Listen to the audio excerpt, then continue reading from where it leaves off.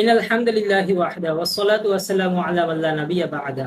প্রিয় দর্শক, আমরা সবাই জানি যে এই দুনিয়ার বুকে দাজ্জাল আবির্ভাব হবে, কিন্তু কোথা থেকে আবির্ভাব হবে এটা আমরা অনেকেই জানি না। আজকে আমি আপনাদের সামনে আলোচনা করতে যাচ্ছি দাজ্জাল কোথা থেকে আবির্ভাব হবে।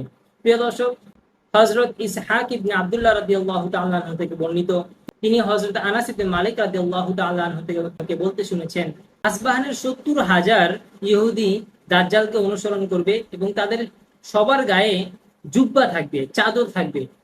প্রিয় দর্শক, হযরত আয়েশা সিদ্দিকা রাদিয়াল্লাহু তাআলা আনহা থেকে একটি হাদিস বর্ণিত রয়েছে, যে হাদিসে তিনি বলেন, একদা রাসূলুল্লাহ সাল্লাল্লাহু আলাইহি ওয়াসাল্লাম আমার ঘরে তাশরীফ আনলেন। তখন আমি ঘরে বসে ক্রন্দন করছিলাম। রাসূল আকরাম সাল্লাল্লাহু আলাইহি ওয়াসাল্লাম ক্রন্দনের কারণ জিজ্ঞাসা করলে আমি বললাম, হে আল্লাহর রাসূল, দাজ্জালের কথা স্মরণ হয়ে গেছে।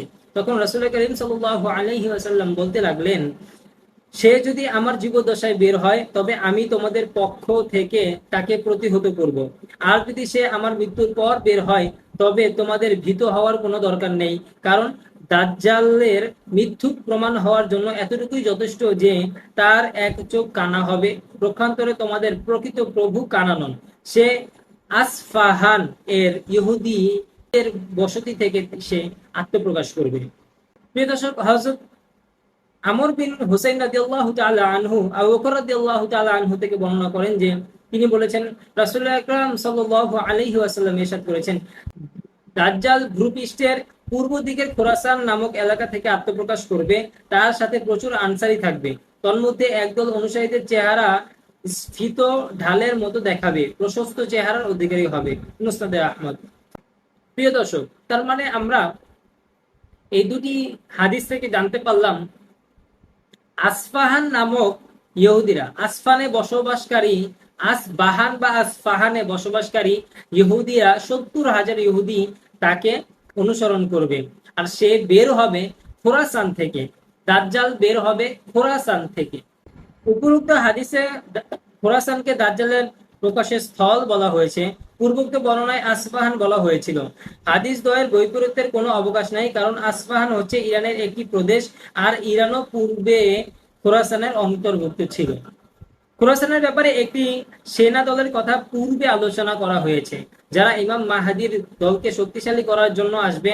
সুতরাং ইমাম মাহাদির সেনা দলের নিদর্শনগুলো যদি আমরা খোরাসান অঞ্চলে তালাশ করি তবে সেটি আফগানিস্তানের ভূমিতেই ভেসে ওঠে, যারা বর্তমান সময়েও কুফরি শক্তির বিরুদ্ধে কঠোর অবস্থানে থেকে যুদ্ধ করে যাচ্ছে। প্রিয় দর্শক, আমরা যখনই দাজ্জালের কথা মাথায় আনি তখনই আমাদের মাথায় আরেকটি কথা চলে আসে। সেই জিনিসটা হলো ইমাম মাহদী আলাইহিস সালাতু ওয়াস সালাম। ইমাম মাহদী আলাইহিস সালাতু ওয়াস সালাম তিনি কোথা থেকে বের হবেন এবং তিনি যে দাজ্জালের প্রতিহত করবেন, তার সাথে দাজ্জালের মুআমালাত হবে কিনা, তার সাথে দাজ্জালের মুআশারাত হবে কিনা, এই নিয়েও বিশদ আলোচনা করব আমরা ইনশাআল্লাহ।